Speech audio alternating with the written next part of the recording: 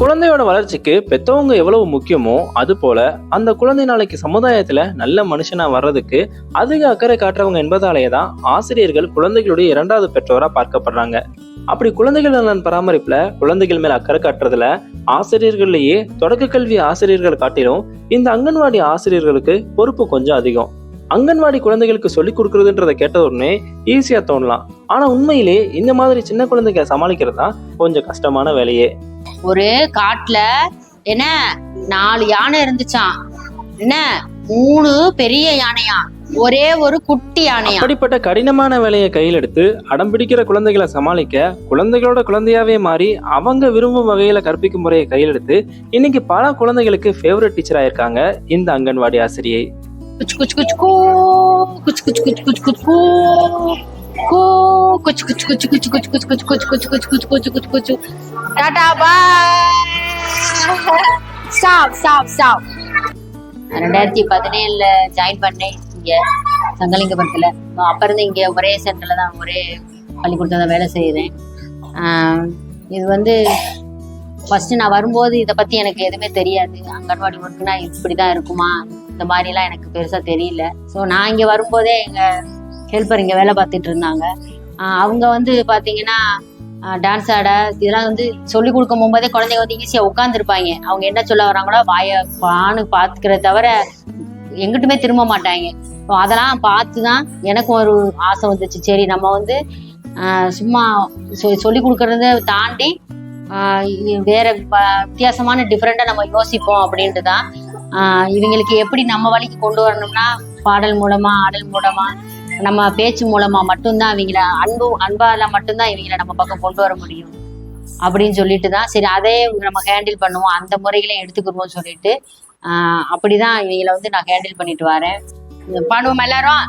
காட்டில் ஒரு கரடி குட்டிக்கு பிறந்த நாள் கொண்டாட்டம், குளநரி கூட்டம் ஒன்று குறு குறுன்னு பார்த்தன மான் கூட்டம் ஓடி அதாவது குழந்தைகளை கையாளுற முறை ரொம்ப கடினமான ஒரு விஷயம். நம்ம ஒன்று சொல்ல வரோம்னா அவங்க ஒன்று யோசிப்பாங்க, நம்ம ஒன்று கேட்போம், அவங்க அதுக்கான பதில் வித்தியாசமா சொல்லுவாங்க. ஸோ அதுதான் குழந்தைகளை என் பக்கம் கொண்டு வரணும் அப்படின்னா மேக்சிமம் குழந்தைங்க கிட்ட நீ இதை எழுது, இதை சொல்லு, எந்திரி, பாடம் படி அப்படி சொன்னா எந்த குழந்தையுமே கேட்காது. பாட்டு படிக்கிறது, டான்ஸ் ஆடுறது, அது மாதிரி அவங்க கூட குழந்தையாவே பேசுறது. ஸோ அவங்க மெயினா அதுதான் என்கிட்ட உள்ளது. குழந்தைகளுக்கு ஏத்த மாதிரி குழந்தைங்க மாதிரியே மாறின மாதிரி நாங்க கொண்டு போயிருவோம். அப்பதான் அவங்களோட மனசை நம்ம ஈஸியா புரிஞ்சுக்கலாம். அவங்க என்ன சொல்ல வராங்க, அவங்கள எப்படி மெயின்டைன் பண்ணலாம் அப்படின்றது நமக்கு புரிய வரும். குழந்தைகிட்ட ஆடல், பாடல், பேச்சு எல்லாத்துலயுமே ஒரு வித்தியாசமான முறைகளை ஹேண்டில் பண்ணனாலதான் என்னால இதெல்லாம் பண்ண முடியுது. சோ நான் ஒரு விழிப்புணர்வு நிகழ்ச்சி நடத்துறேன் அப்படின்னா அது குழந்தைங்க வழியாவே சொல்ல வச்சிருவேன். இவங்களோட இந்த வித்தியாசமான முயற்சிக்கு மாவட்ட ஆட்சியர்ல தொடங்கி மாநில அரசு வரைக்கும் எல்லா பக்கமும் பாராட்டும் அங்கீகாரமும் கிடைச்சிட்டு வரக்கூடிய சூழல்ல தற்போது சமீபத்துல டெல்லியில நடைபெற்ற குடியரசு தினவிழால பெண்கள் குழந்தைகள் நல அமைச்சர்கிட்ட இருந்து முன்பருவ கல்வியில சிறந்த ஆசிரியருக்கான விருது கிடைச்சிருக்கு.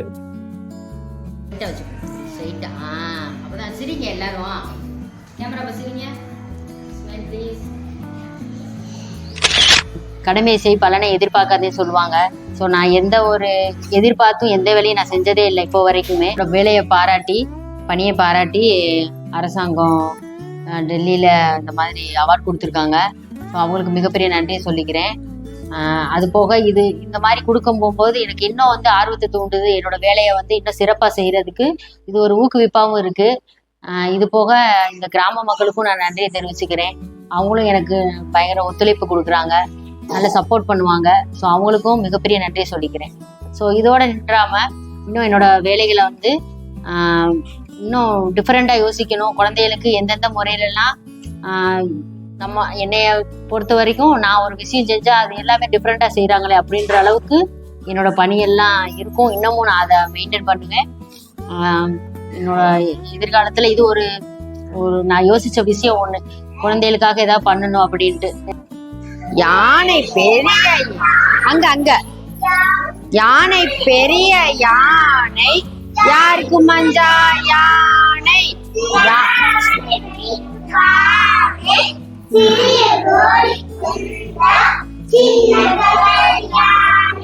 உரத்தை போல காது முன்னால் வீசும் யானை